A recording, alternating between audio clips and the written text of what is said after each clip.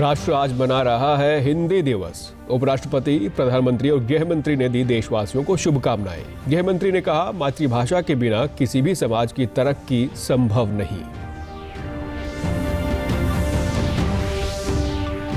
प्रधानमंत्री नरेंद्र मोदी ने अलीगढ़ में राजा महेंद्र प्रताप सिंह राज्य विश्वविद्यालय की आधारशिला रखी। कहा, भारत दुनिया के एक बड़े रक्षा आयातक से बन रहा है एक अहम रक्षा निर्यातक। देश के 75 करोड़ टीकाकरण के आंकड़ा पूरा करने के उपलक्ष्य में राज्यपाल बंडारू दत्तात्रेय सहित प्रदेश के पैरालंपिक विजेताओं ने देशवासियों को शुभकामनाएं दी।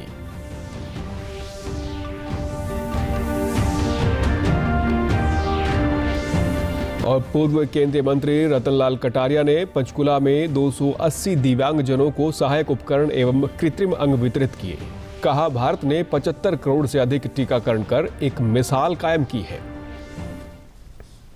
नमस्कार, मैं सुरेंद्र कुमार। अब समाचार विस्तार से। देश भर में आज हिंदी दिवस मनाया जा रहा है। 1949 में आज ही के दिन भारतीय संविधान सभा ने देवनागरी लिपि में हिंदी को राष्ट्र की आधिकारिक भाषा के तौर पर स्वीकार किया। 1953 से पूरे देश में 14 सितंबर को हर साल हिंदी दिवस के तौर पर मनाने की घोषणा की गई थी। प्रधानमंत्री नरेंद्र मोदी ने हिंदी दिवस पर देशवासियों को बधाई दी है। प्रधानमंत्री ने ट्वीट करते हुए कहा कि आप सभी को हिंदी दिवस की ढेरों बधाई। हिंदी को एक सक्षम और समर्थ भाषा बनाने में अलग अलग क्षेत्रों के लोगों ने उल्लेखनीय भूमिका निभाई है। ये आप सबके प्रयासों का ही परिणाम है कि वैश्विक मंच पर हिंदी लगातार अपनी मजबूत पहचान बना रही है। केंद्रीय सूचना एवं प्रसारण मंत्री अनुराग सिंह ठाकुर ने भी ट्वीट कर देशवासियों को हिंदी दिवस की शुभकामनाएं देते हुए कहा कि हिंदी दिवस की हार्दिक बधाई एवं शुभकामनाएं। भाषा किसी भी देश के सामाजिक, धार्मिक, सांस्कृतिक, दार्शनिक एवं साहित्यिक पहलुओं को जानने का सशक्त माध्यम होती है। केंद्रीय गृह मंत्री अमित शाह ने हिंदी दिवस के अवसर पर लोगों को शुभकामनाएं देते हुए कहा कि किसी भी देश का विकास तभी मुमकिन है जब उस देश के निवासी उसी भाषा में चिंतन और लेखन करें। उसके निवासी अपनी मातृभाषा में चिंतन एवं लेखन करें। मातृभाषा ही ज्ञान और अभिव्यक्ति का सबसे अच्छा माध्यम भी है। भारत जैसे सांस्कृतिक रूप से समृद्ध देश के प्राचीन ज्ञान में ही आज के युग की अनेक जटिल प्रश्नों के उत्तर छुपे हैं और 21वीं सदी के भारत के विकास में इस ज्ञान का एक महत्वपूर्ण स्थान है। हिंदी दिवस के अवसर पर केंद्रीय गृह और सहकारिता मंत्री अमित शाह विज्ञान भवन में आयोजित हिंदी दिवस समारोह में शामिल हुए। इस अवसर पर राजभाषा हिंदी में उत्कृष्ट कार्य करने वाले व्यक्तियों और संरक्षकों को राजभाषा कीर्ति पुरस्कार एवं राजभाषा गौरव पुरस्कार से सम्मानित किया गया।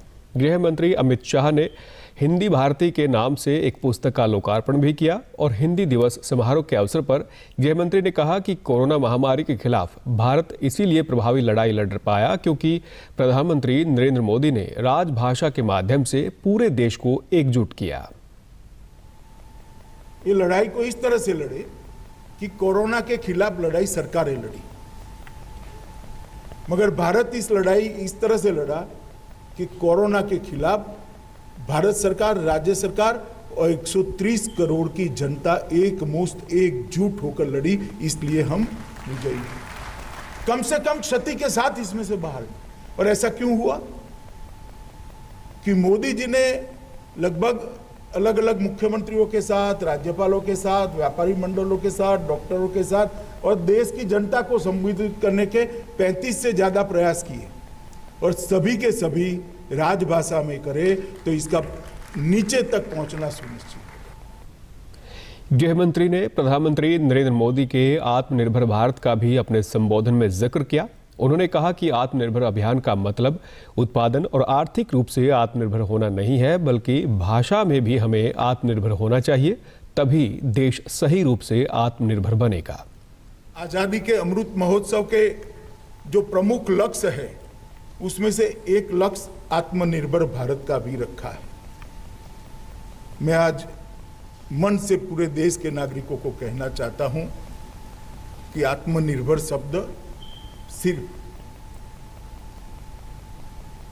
उत्पादन के लिए नहीं है, वाणिज्यिक व्यवस्थाओं के लिए नहीं है। आत्मनिर्भर भाषाओं के बारे में भी हमने होना है, तभी जाकर आत्मनिर्भर भारत की कल्पना संभव। प्रधानमंत्री नरेंद्र मोदी ने आज उत्तर प्रदेश के अलीगढ़ में राजा महेंद्र प्रताप सिंह राज्य विश्वविद्यालय की आधारशिला रखी। प्रधानमंत्री ने कार्यक्रम को संबोधित करते हुए कहा कि भारत दुनिया के एक बड़े डिफेंस आयातक की छवि से बाहर निकलकर दुनिया के सामने एक अहम डिफेंस निर्यातक की नई पहचान के रूप में तेज गति से आगे बढ़ रहा है। आज देश ही नहीं, दुनिया भी देख रही है कि आधुनिक ग्रेनेड और राइफल से लेकर लड़ाकू विमान, आधुनिक ड्रोन, युद्धपोत, ये सब भारत में ही निर्मित करने का अभियान चल रहा है। भारत दुनिया के एक बड़े डिफेंस इंपोर्टर की छवि से बाहर निकलकर दुनिया के एक अहम डिफेंस एक्सपोर्टर की नई पहचान बनाने के संकल्प के साथ आगे बढ़ रहे हैं। कोरोना महामारी के बाद से लगातार भारत इस लड़ाई में दुनिया के सबसे अग्रणी देशों की पंक्ति में खड़ा नजर आ रहा है। अब देश में 75 करोड़ से अधिक कोरोना के टीके लगाने का आंकड़ा हासिल करना भी एक वैश्विक मंच पर एक बड़ी उपलब्धि है। बीते कुछ दिनों में देश में एक दिन में 1 करोड़ से अधिक टीके भी लगाए गए हैं, जिसका असर ये है कि देश ने 75 करोड़ टीकों की उपलब्धि हासिल की है। 99% स्वास्थ्य कर्मियों और अग्रिम पंक्ति के कर्मियों को पहले ही वैक्सीन की कम से कम 1 डोज दी जा चुकी है। अब सरकार का लक्ष्य दिसंबर तक 100% टीकाकरण करने पर है।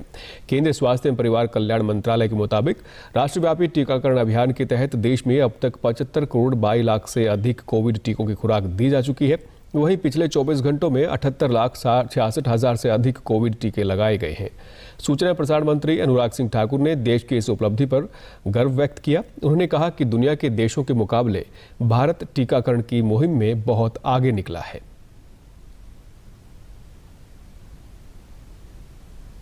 प्रधानमंत्री मोदी जी के नेतृत्व में जहां भारत के वैज्ञानिकों ने भारत में ही मेक इन इंडिया का टीका करने का, बनाने का, निर्माण करने का काम शुरू किया, वहीं पर जन जन को मुफ्त में टीका मिले, वैक्सीनेशन हो, इसके लिए भारत सरकार ने पैसों का प्रावधान भी किया।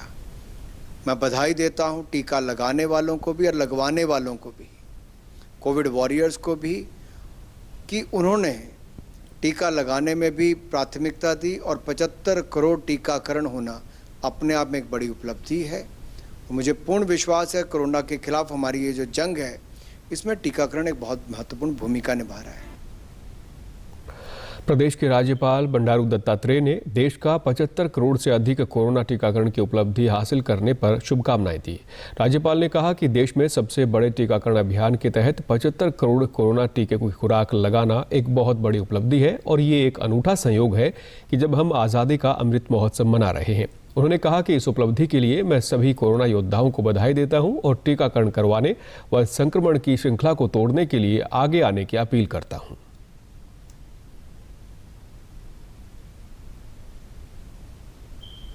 भारत सरकार दुनिया का सबसे बड़ा टीकाकरण कार्यक्रम चला रही है।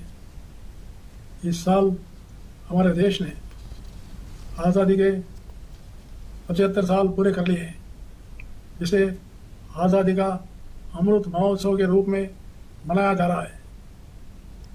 आज देश ने कोविड टीकाकरण के 75 करोड़ खुराक का लक्ष्य हासिल कर लिया है। यह एक बड़ी उपलब्धि है। इस मुकाम को हासिल करने में सभी कोरोना योद्धाओं को बधाई देना चाहता हूं और सभी से अपील करता हूं कि वे खुद टीकाकरण लिए आगे जाए।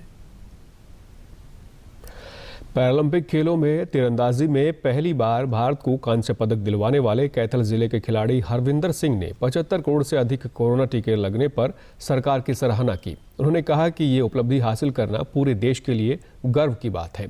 हरविंदर ने लोगों से अपील करते हुए कहा कि जिन लोगों ने टीकाकरण नहीं करवाया है वे जल्द से जल्द टीकाकरण करवाएं ताकि वे खुद को और दूसरों को कोरोना संक्रमण से सुरक्षित रख सकें। आज हमारे देश के लिए बहुत ही गर्व की बात है कि आज हमारे देश में 75 करोड़ वैक्सीन की डोज लगवाई जा चुकी है।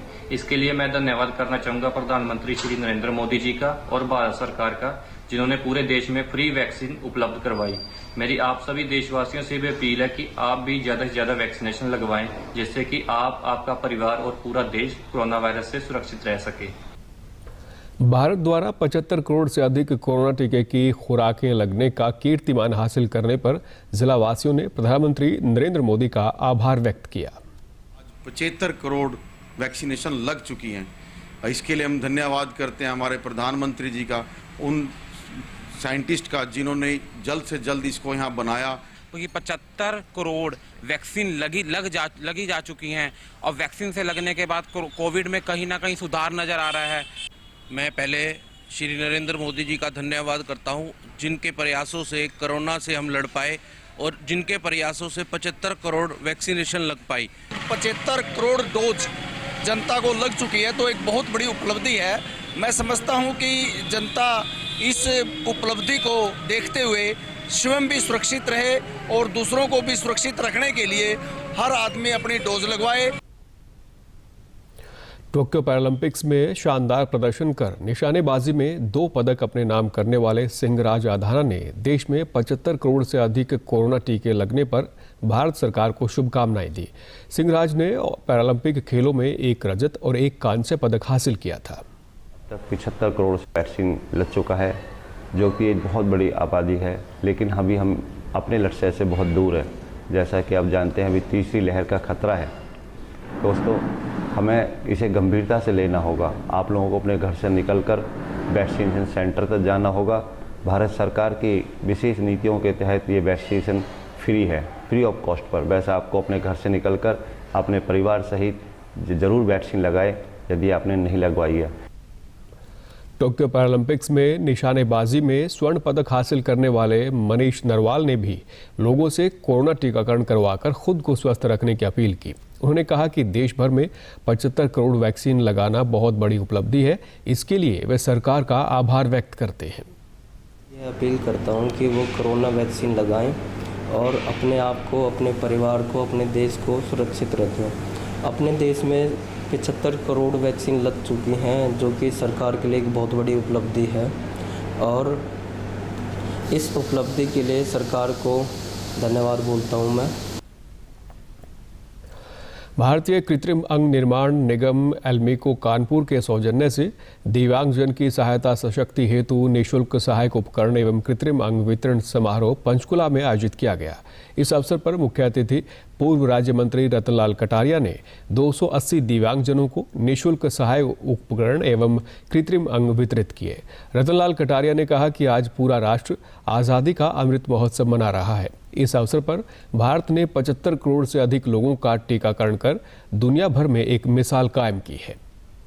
देना चाहता हूं कि आज सारा राष्ट्र मिलकर आज़ादी का 75वां अमृतोत्सव मना रहा है और इस वर्ष में देश की जनता ने, हमारे वैज्ञानिकों ने, हमारे डॉक्टरों ने, हमारे प्रशासन के अधिकारियों ने मिलकर 75 करोड़ लोगों का वैक्सीनेशन करके एक नई जो है मिसाल सारे वर्ल्ड के अंदर कोरोना के बारे में कायम की है।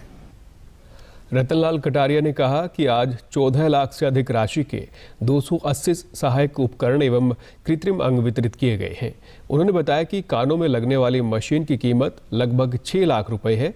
ये उन लोगों के लिए वरदान है जिनकी सुनने की क्षमता शून्य है।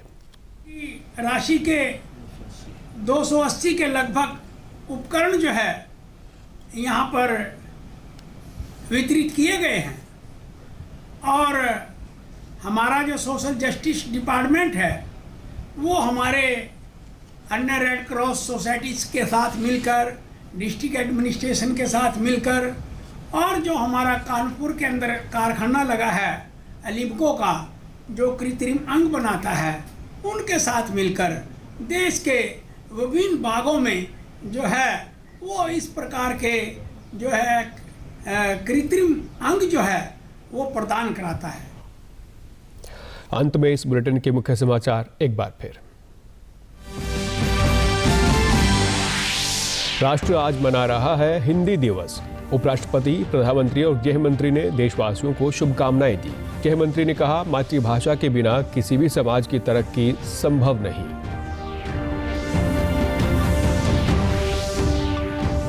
प्रधानमंत्री नरेंद्र मोदी ने अलीगढ़ में राजा महेंद्र प्रताप सिंह राज्य विश्वविद्यालय की आधारशिला रखी। कहा, भारत दुनिया के एक बड़े रक्षा आयातक से बन रहा है एक अहम रक्षा निर्यातक। देश के 75 करोड़ टीकाकरण के आंकड़ा पूरा करने के उपलक्ष्य में राज्यपाल बंडारू दत्तात्रेय सहित प्रदेश के पैरालंपिक विजेताओं ने देशवासियों को शुभकामनाएं दी।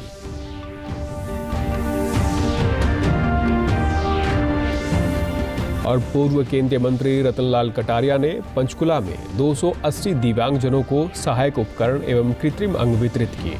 कहा, भारत ने 75 करोड़ से अधिक टीकाकरण कर एक मिसाल कायम की है। सभी दर्शकों से अपील है कि आप जब भी घर से बाहर निकलें तब मास्क जरूर पहनें, 2 गज की दूरी बनाए रखें और एक नियमित अंतराल पर अपने हाथ धोते रहें। और अगर आप पात्र हैं तो टीकाकरण अवश्य करवाएं, तभी आप कोरोना महामारी से बच सकते हैं। आज के बुलेटिन में बस इतना ही। नमस्कार।